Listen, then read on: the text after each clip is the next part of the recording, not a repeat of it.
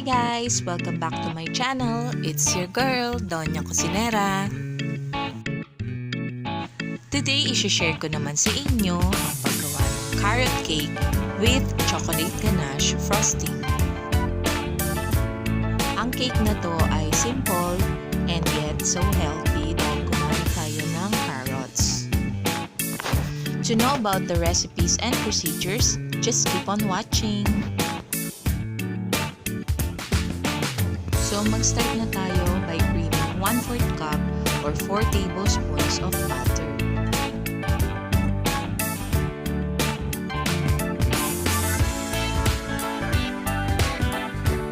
Ang next step naman ay mag-a-add tayo ng 4 eggs pero 2 eggs at a time.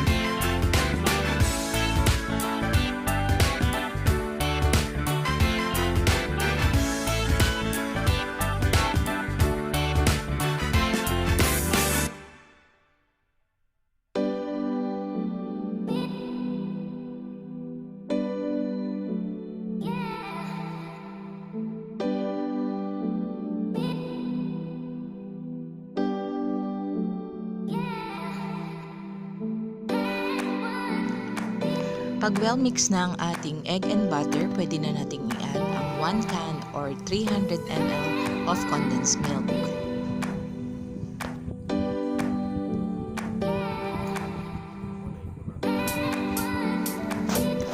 Just continue whisking hanggang maging well incorporated ang condensed milk with the egg mixture.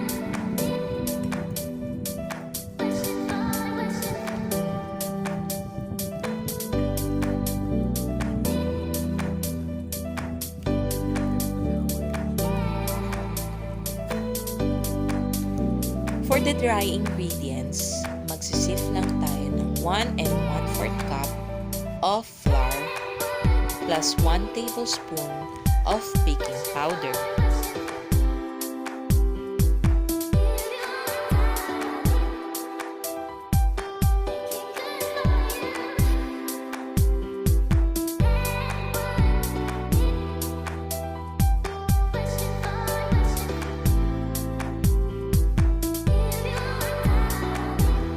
It's important not to skip this step in sifting the flour and baking powder. This is done to remove the impurities at maging lump-free ang ating batter.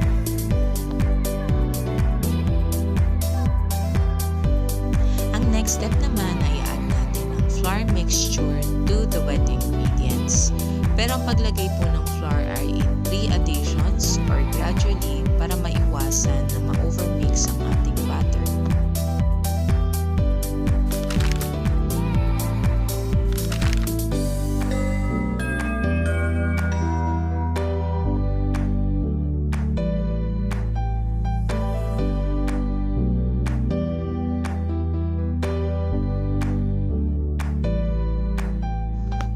So, continue whisking hanggang maging well incorporated na lahat ng flour sa wet ingredients natin. Iwasan po natin ang mag-overmix ng batter para hindi maging matigas ang ating cake. So, this is just enough. Okay na po siya. So, we will stop whisking already. Ang next step ay ifo-fold na natin ang grated carrots with our cake batter. So, papalitan ko ang whisk to a spatula to fold in the carrots with the cake batter. Just gently fold the grated carrots to the cake batter. Mga few strokes lang and then okay na po yun.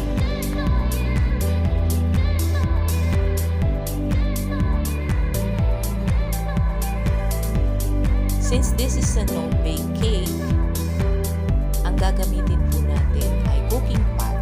In my case, I will use a rice cooker. Irarap lang natin ng konting oil ang loob ng rice cooker para hindi dumikit ang cake.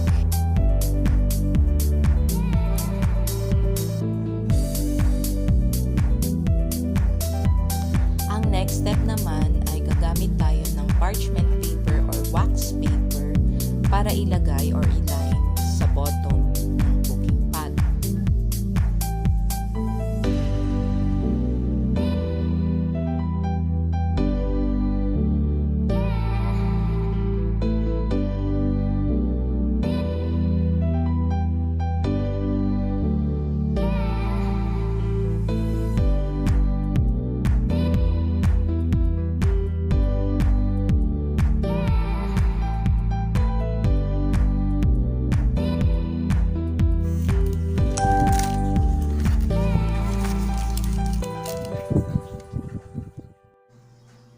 Transfer na natin ang ating cake batter sa cooking pot.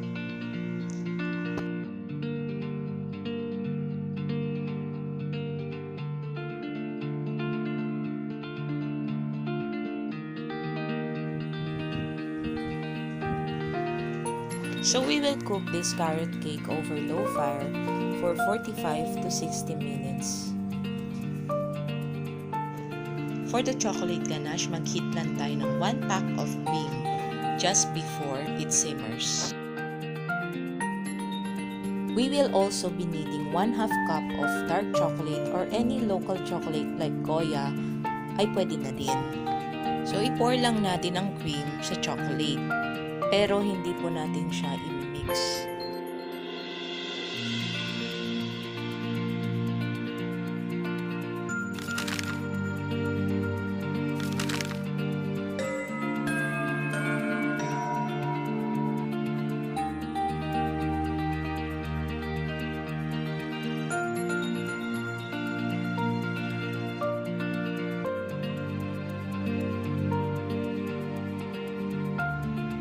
So let it sit for 2 minutes para mag-melt sa loob ang chocolate.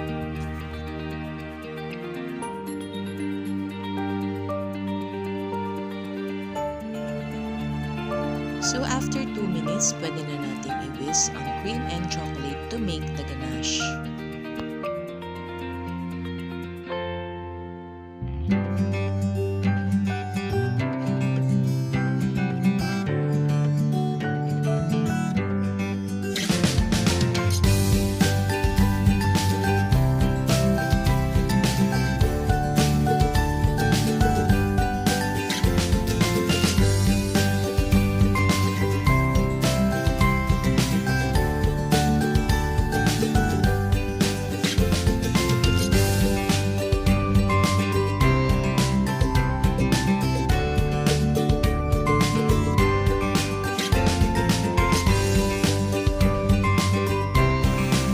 So after 50 minutes, our cake is ready.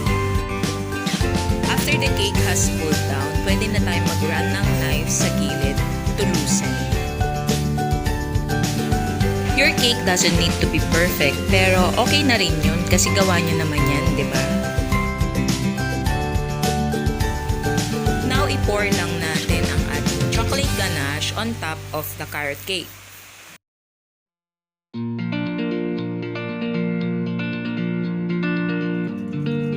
And here is our no-bake carrot cake with chocolate ganache. I hope nagustuhan nyo itong video nito and try nyo rin po